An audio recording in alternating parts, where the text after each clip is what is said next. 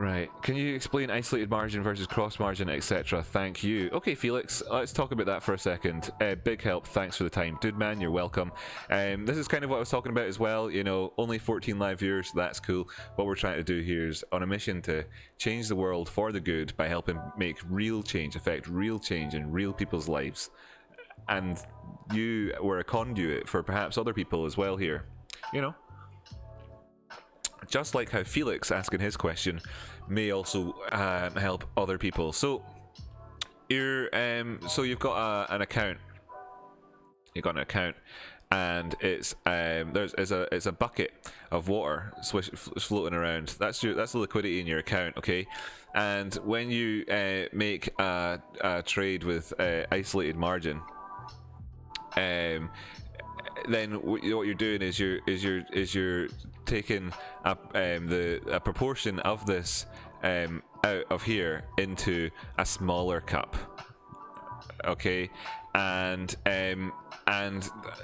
that's I think that's the obvious part, right? Which is kind of obvious to everybody. I mean, we all know that's what it is, but that's just for if you've never heard the word cross before, what the concepts are. You've got cross margin where you're using this would be cross here. Sorry, I should have labeled this cross at the start.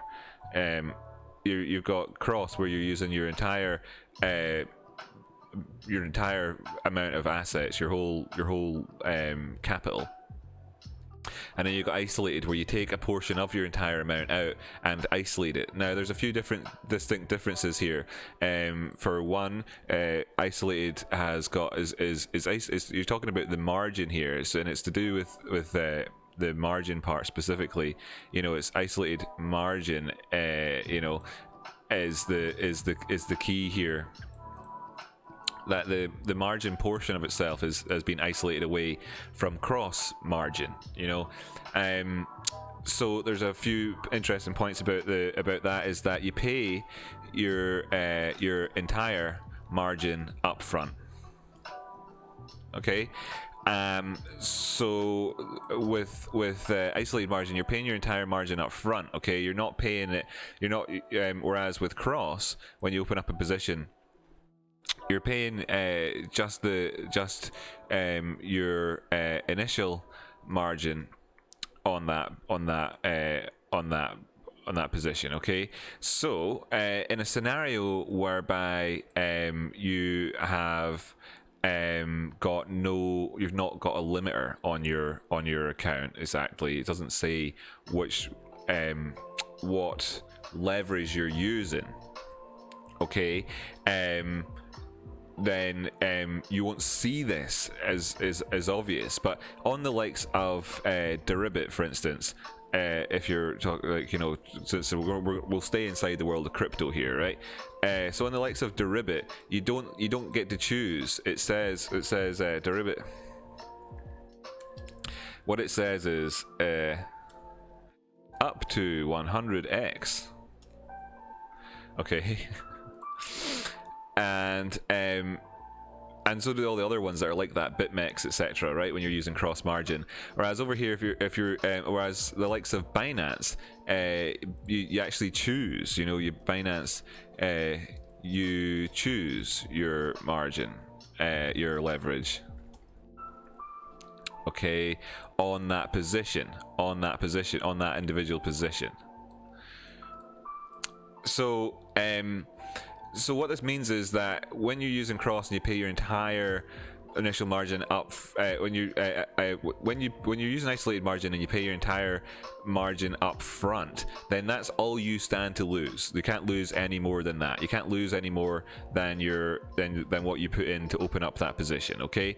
Whereas over here on the cross account, then while you may be able to choose your leverage, such as with Binance, that what this is actually changing essentially is two things. Like it changes your max, right? It changes your max, but it also changes it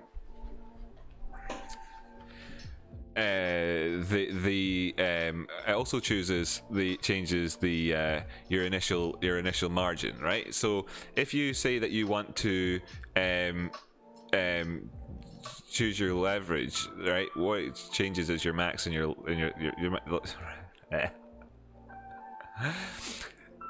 so when you open up your position, if you've chosen 100x on Binance, then it's going to say that you're able to afford however many contracts, etc., etc. But to open up that position, it's going to have a cost, and that cost is going to be 1% ish of the size of that position.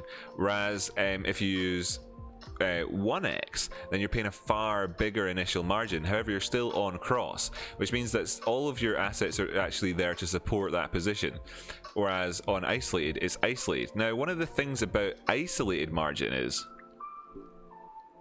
one of the things, I see you've got a super chat came in here. I want to make sure that this actually appears on the screen. If it doesn't appear on the screen, then I'll be sure to fix that. As you can see, the jar doesn't appear on the screen, so they've just got the jar showing up. Where's my alert box?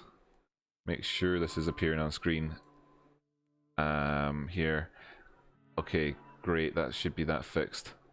And then let me just replay that as well. Oh, it worked there. Perfect. So Dan Anthony says, "I appreciate you, buddy. You're the best." I really appreciate that, Dan. I massively appreciate that. Okay, so one of the things that's different here is then that when you because it isolates your margin, then that's the maximum that you can lose. Okay, so and that's important to understand, because essentially what it means is you can't lose more than 100%, right? Lose more than 100%. Okay, you can't.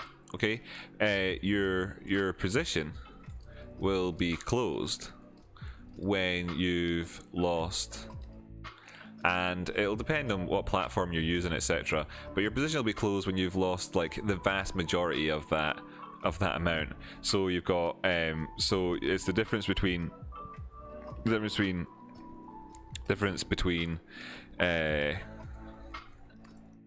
your maintenance margin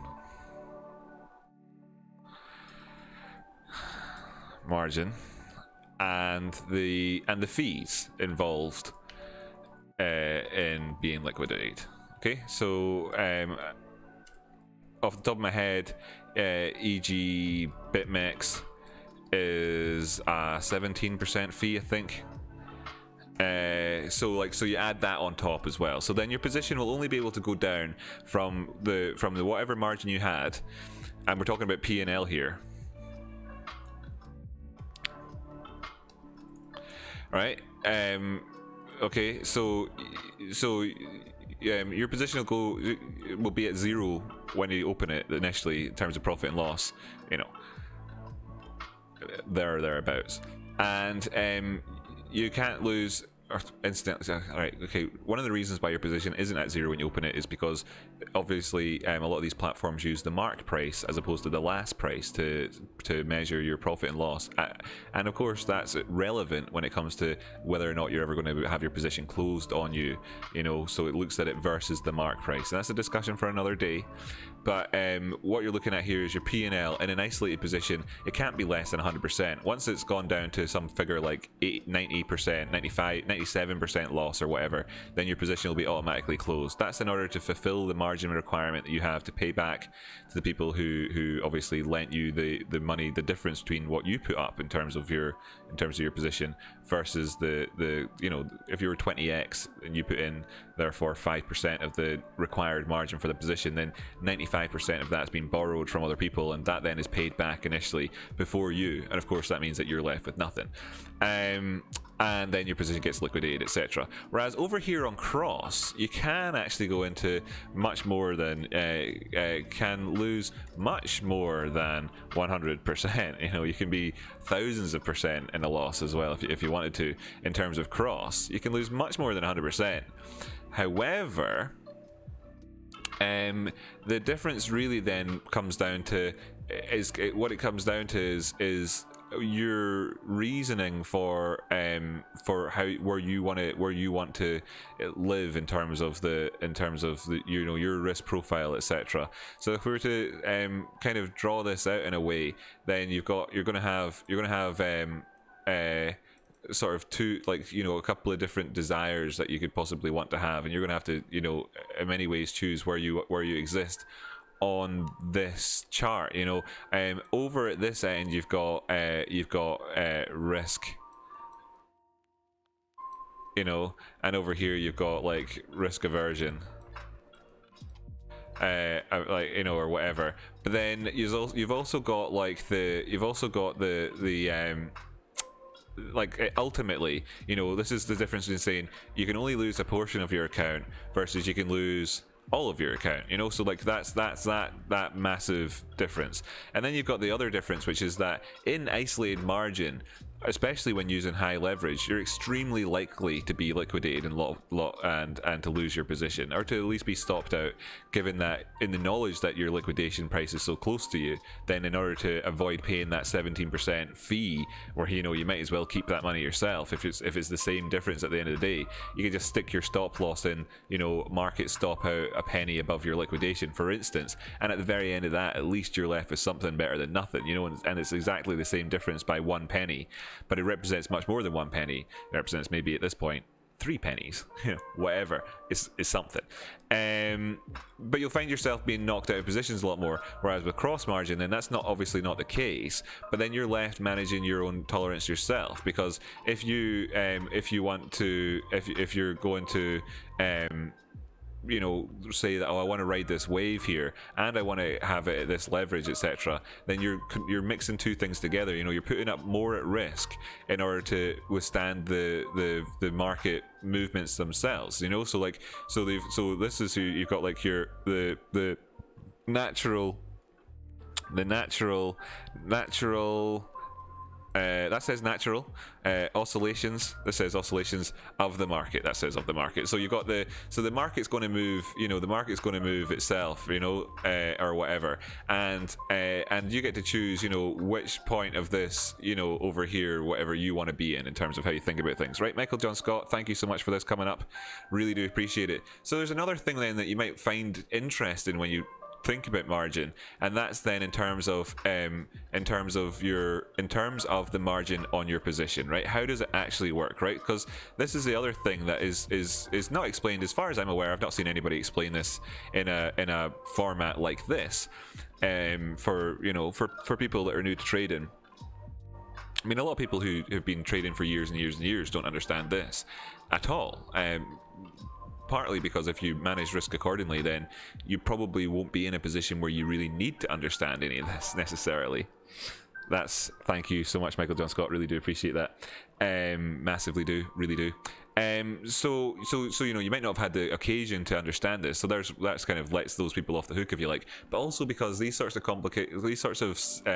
systems seem a little bit complicated, and for a lot of people they're not necessary to know. And then of course then the adopt risk management becomes like completely not necessary to know. And then if you're working in a building and somebody asks you a question, then often, you know, you're a bit too embarrassed to know the answer or whatever, so you get a bit like Johnny on the spot feeling, and then that sort of fear of that happening to somebody after a certain period of time makes it so they never even want to investigate the knowledge. They just cut it from their psyche, and numerous other reasons. But it's not that difficult a concept really when you think about it. So isolated margin here, your margin, like your leverage on that position essentially stays the same. In terms of your margin, let's call it your margin versus the borrowed margin, if you like, right? So it's not very hard to understand. Essentially, you know, that stays the same. You open up a position at 10x. You've paid your margin up front. If you get liquidated, it's all kind of arranged in advance. You know the prices that it'll get stopped out at. That's managed through looking at what they have as a mark price, and then when that gets to a certain price, then it triggers a liquidation on your account, which then market sells your order and then takes the whatever recovered assets that are recovered from that sell and distributes them back to the people who lent you the money in the first place. Normally the liquidity pool that the exchange itself has. When things like BitMEX started, they used the funds that users would have. Then they found that it was far, you know, extremely profitable to just, you know, wash trade against people, and it was much then more better business case for them to have a fund themselves that they then managed against. So that's why the formula for funding on these exchanges a few years ago was a measure of the short demand versus the long demand, literally in the market, and that function determined the rate that you would pay as a means of incentivizing and disincentivizing people from going on one side of the market versus the other. Whereas that's not the way it works anymore. Okay, instead the way it works is that the price that they measure as their index price is distance away from the mark price, be it positive or negative, over a period of time will then say that the prices are trading ahead of or behind, below the, or above or below or ahead of behind the their other sort of so-called objective price, in which case they can say there's just more demand out there, and that's what's pushing the prices up, therefore we're charging this interest rate. And you can see the distinct difference there in terms of the first off, you know, the transparency of it, and secondly in terms of the usability of that information. So while it still is in all, you know, more or less exactly the same as what it used to be, it isn't.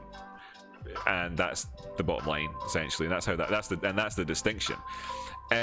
Whereas with the scenario whereby you've opened up a position in your cross margin, right? So you're going from cross margin, and let's do it like on as if it was on Binance or something like that, and we're saying that you've also chosen your leverage, but you're also aware that suddenly you've chosen your leverage, but your entire account's at risk. How can that possibly be the case? You know, how can that be the case? So the situation here is that you're in a cross account, you've chosen your leverage, right? And we can do this. We'll talk this for more in a second. This episode's gone on for longer already, I think, than I had actually intended on. As well, if you look through the chat, you'll have said I said we keep things basic today. This is obviously, again, this is something that should feature in any educational material that I put out there, and has a distinctly different value proposition to essentially what I was meant to be doing here with TA on the channel for folks. So anyway, I still hope this helps people, right? So you've got cross leverage, and you've chosen your leverage essentially, right?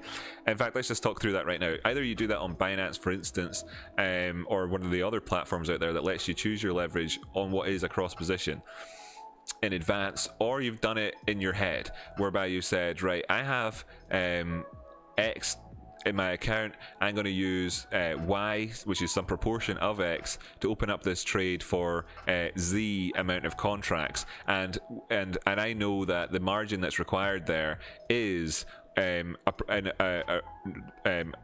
amounts to 5% of my entire account.